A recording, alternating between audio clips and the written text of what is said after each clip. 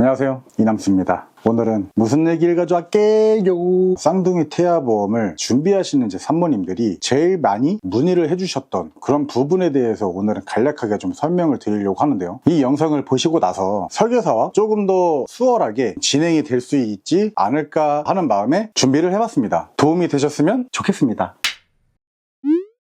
쌍둥이 태아보험은 가입하는 그 시기가 우선 기본 한 16주 이후부터 가능하시다고 보시면 되고, 그전에는 가입이 안 되냐? 됩니다. 되긴 하지만 크게 의미가 없어요. 보험 가입이나 준비는 가능한데 실손까지 가입을 하진 못해요. 20주 이후에 정밀 초음파 검사라는 걸 하게 되세요. 20주가 넘어서 정밀 초음파 검사까지 완료가 된 후에야 이제 실손까지 다 같이 준비할 수 있기 때문에 이제 완벽하게 좀 준비가 그때 시점부터 좀 가능하다라고 알고 계시면 될 것 같습니다.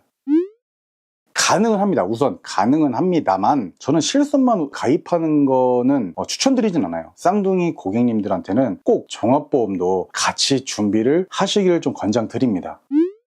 종합보험하고 실손보험하고 달라요? 근데 달라요. 이게 같이 있진 않아요. 예전에는 이 실손보험에 종합보험을 같이 해서 이제 판매를 했었는데, 실손보험이 이제 단독 상품으로 빠지게 되면서 실손보험과 종합보험은 별개의 상품으로 나눠집니다. 그렇기 때문에 각각 준비를 하셔야 되고, 종합보험만 가입은 가능한데 아시겠지만 보험에서 솔직히 제일 중요하게 준비를 해야 되는 건 저는 실손이라고 생각을 합니다. 종합보험도 중요하겠지만 실손이 준비되지 않은 상황에서 종합보험만 있는 거는 뭐라고 할까, 바늘하고 실이 있는데 꼬매고 고쳐야 되는데 바늘이 있는데 실이 없어, 이런 거와 같다고 저는 생각을 하거든요. 쌍둥이는 종합보험하고 실손보험을 꼭 같이 준비를 하시는 걸 권장을 또 드립니다.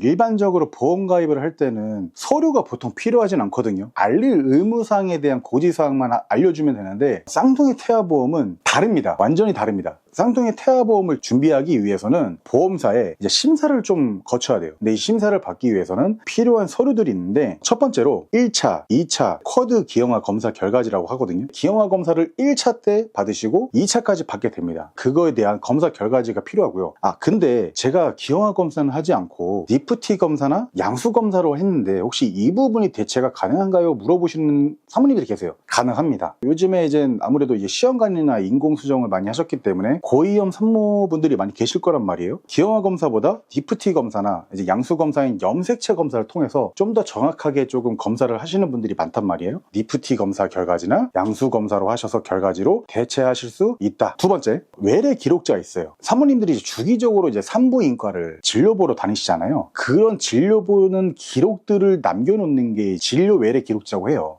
외래 기록지는 언제부터가 중요하냐? 그러면 이제 쌍둥이 임신 진단을 확정받은 날로부터 준비를 해주시면 됩니다. 그리고 시험관이나 인공수정을 하신 산모님들 같은 경우에는 추가적으로 난임병원을 다니셨으면 난임병원에 다니셨던 외래 기록지도 필요합니다. 분만병원, 산부인과로 이제 전원을 하시는 경우가 생기거든요. 이제 난임병원에서 있으셨던 외래에 대한 진료 기록지들을 미리 발급을 받으세요. 그리고 나서 난임병원에 있었던 외래 기록지를 전달을 해주시면 또 그 기록들을 토대로 해서 이어서 또 진료 기록을 진행을 합니다. 꼭 외래 기록지는 다니셨던 산부인과가 두세 군데면 두세 군데 다 받으셔야 되고요. 난임병원도 다니셨으면 난임병원의 외래 기록지도 준비를 하셔야 됩니다. 거기다가 플러스 산전검사 결과지라는 게 있어요. 이 임신 준비하는 과정에서 이제 혈액검사라든지 소변검사를 좀 시행을 합니다. 보통 병원에서. 거기에 대한 결과지가 준비가 되실 거예요. 근데 꼭 그것도 준비를 해주세요. 보통은 보건소 가셔서 검사를 하셨을 거예요. 보건소에서 검사하셨던 혈액검사 결과지를 준비하시면 됩니다. 이렇게 하면은 이제 두 번째였던 이제 외래 기록지에 대한 부분 서류가 준비되는 건데, 그러니까 이 부분이 조금 많아요. 장수가 꼭 누락시키지 않고 발급 받아 놓으시는 게 보험 가입을 준비하실 때 조금 수월하시다라고 알고 계시면 되실 것 같고,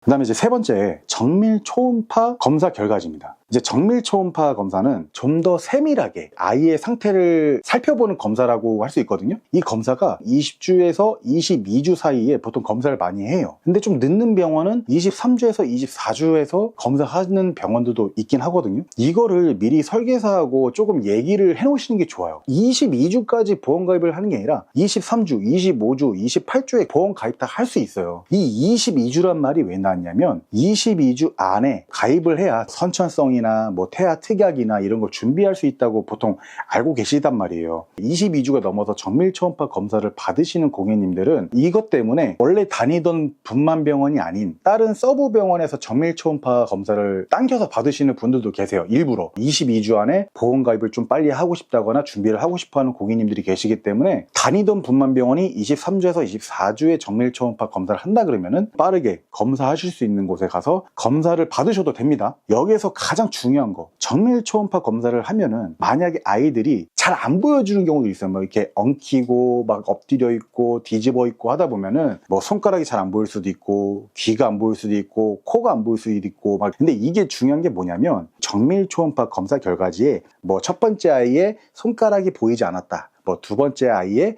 귀 한쪽이 잘 보이지 않았다, 이런 소견을 남게 되거든요. 아이들이 신체가 잘 보이지 않는 상태의 소견을 받은 서류를 가지고 심사를 받게 되면 보안이 나와요. 보험사에서는 지금 이 아이들이 정상적으로 신체 부위들이 다 있다는 걸 확인을 하고 싶기 때문에 그거에 대한 정상 소견인 걸 받아야 되거든요. 빠른 시일 내에 재검을 받으셔서 정상적인 소견이 나왔을 때 그때 한 번에 심사를 진행하는 게 낫지, 신체의 어느 한 부위가 보이지 않는다는 소견을 가지고 심사를 진행해봐야 한 번에 심사가 통과되지 않습니다. 조금 힘드시더라도 빠른 시일 내에 재검을 통해서 또는 다른 병원을 알아보셔가지고 빨리 받을 수 있는 상황을 만들어서 정상 소견을 받으시고 심사를 받는 게 가장 중요합니다.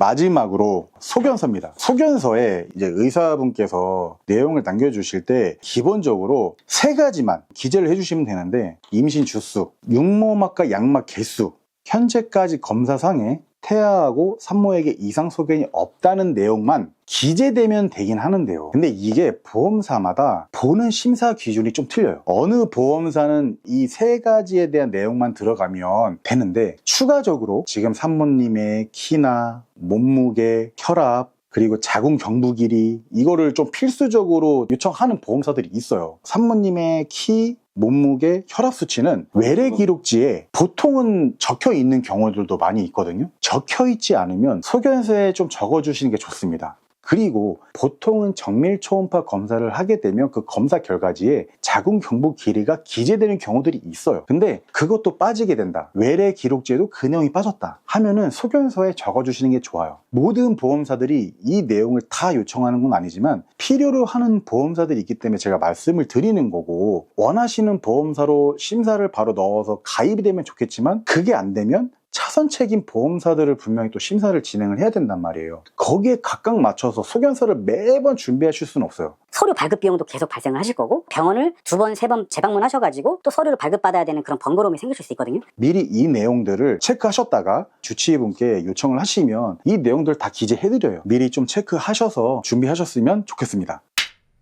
그리고 쌍둥이 태아보험을 준비하실 때 조금 늦게 알아보시는 산모님들도 계세요. 17주, 18주, 막 20주, 이제 거의 가입할 시기가 도래가 되었을 때 알아보시는 산모님들이 계신데, 제가 말씀드렸지만 준비 과정이 조금 쉽지만 않아요. 그렇기 때문에 조금 일찌감치 문의를 하시면 어떻게 준비를 해야 되고 뭘 주의해야 되고 뭘 조심해야 되는지 좀 그 부분을 좀 안내 드릴 수 있거든요. 그러니까 이거는 제가 영상상으로 일일이 다 말씀드릴 수가 없어요. 제가 이제 많은 쌍둥이 산모님들하고 이제 경험을 하다 보니까 일찍 좀 알고 있었더라면 미리 예방할 수 있었을 텐데 막 이런 것들이 분명히 있었거든요. 너무 이르지는 않지만 또 너무 늦지 않게. 보통 제가 보니까 7주에서 9주 사이에 쌍둥이가 됐다는 이제 진단을 보통 받으시더라고요. 그럼 그렇게 진단을 받고 나서 한번 미리 좀 문의를 주세요. 근데 쌍둥이 태아보험은 그 중간에 이슈라든지 좀 주의해야 되는 부분들이 분명히 있기 때문에 이제 저하고 이런 부분들을 조금 소통을 하시면 수월하게 좀 준비가 되실 수도 있다.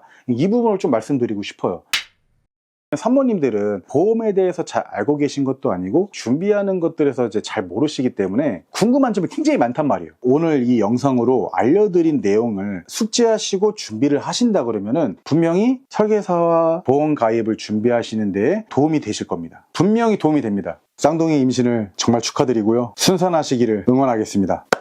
화이팅! 혹시라도 좀 더 자세하게 필요한 정보들을 받고 싶으시다면 이 연락처로 연락을 주시거나 카카오 채널로 보험설계사 이남수를 검색하셔서 문의를 주시면 제가 직접 상담 도와드리도록 하겠습니다. 감사합니다. 여기까지! 본 광고는 손해보험 광고 심의 기준을 준수하였으며 유효기간은 심의일로부터 1년입니다.